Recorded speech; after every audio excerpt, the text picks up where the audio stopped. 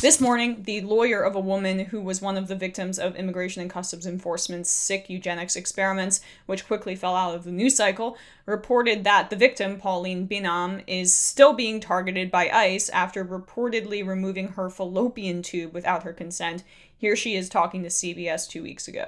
The pain was pretty intense on that Pauline part. Bynum says she was diagnosed with ovarian cysts while fighting her immigration case from the Irwin County Detention Center in Georgia, and she was told she needed an operation. Where he was supposed to take the cysts off my ovaries either by scraping them or draining them. That's what I consented to do. And what happened? He said yes, he removed the cysts, but there was some blockage in my right fallopian tube and he took it out. He did it while I was already down on a table on anesthesia, so I couldn't have consented to it. Medical documents confirm that Bynum had a portion of her right fallopian tube removed, and she was bothered that she went into surgery expecting a different procedure. He said that the only way I would have kids again is through IVF. How does that sit with you, Pauline? I started crying. I still don't know how to accept that because not that I wanted a big family, but I can't imagine how it feels to be involuntarily sterilized. I want to have a family at some point in my life. That is such a horror and such a nightmare. It's hard to even imagine happening to anyone, but if you put yourself in her shoes, I just... And they're still going after her, after ripping that human element of being a woman born into this world, taking that away from her without her consent, and they still want to crack down. Part of this is retaliatory because God forbid she spoke to the media about her horrific experience with these eugenics experiments. And again, I want to put this in context because so many liberals, say on MSNBC and those types, right? They want to pretend like this is just a part of the Trump administration and it's easier to think that way. But these kinds of tactics have been around for so long in this country and are part of the systemic racism and injustices of America. Ben Shapiro, conservatives alike, they want to pretend like America's this fairy tale in this very facile, childish way that they view the world. America is good inherently, and if you critique it, you're actually very evil and you hate America, blah, blah, blah. That was my poor Ben Shapiro impression.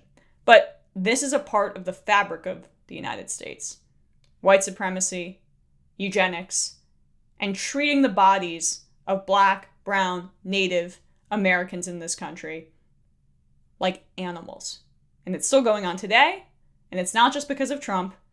It's been happening throughout our history, and it's embedded in the fabric. The accounts of ongoing brutalities at ICE concentration camps may be a direct consequence of fascistic Trump excess, but if the whistleblower claims are proven true, they would be extensions of, not aberrations from, a wholly American practice of sterilizing populations deemed undesirable.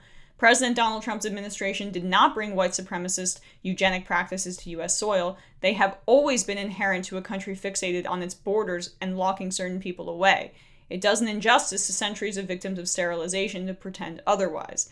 In the complaint to the Office of Inspector General, the whistleblower called the doctor the uterus collector, a moniker seemingly ripped from the annals of notorious eugenicists, and such annals are part of a very American legacy. The man dubbed the father of modern gynecology, J. Marion Sims, conducted experiments on enslaved Black women without anesthesia.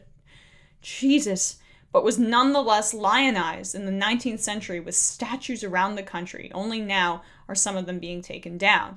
Eugenics programs directed at decimating the lives of Black, Indigenous, and other people of color, particularly poor and immigrant communities, as well as people with disabilities, were an explicit part of U.S. policy in the 20th century. 32 states maintain federally funded eugenics boards tasked with ordering sterilizations of women and sometimes men deemed undesirable. Tens of thousands of forced sterilizations were carried out nationwide last century. California's so-called asexualization acts, which led to 20,000 men and women losing reproductive capacity, were a direct inspiration to Nazi eugenicists. A 1965 survey found that a staggering one-third of Puerto Rican women between 20 and 49 years old had been sterilized, a result of U.S. population control programs enforced on the territory. Whew. So common were coerced sterilizations in the American South that they became referred to as Mississippi appendectomies. Between 1930 and 1970, 65% of the 7,600 plus sterilizations ordered by the state of North Carolina were carried out on black women. Let's not pretend like this is anything new to the United States. This is a part of who we are. This is a part of what we've done. There are beautiful things about America and the promise and the ideals. But we don't live in a fairy tale. We live in reality. And every nation has good and bad and in between in what they do. And reckoning with that is important to preventing things like this happening to other Paulines in the future. Because this is barbarity. This is not what we need to strive for.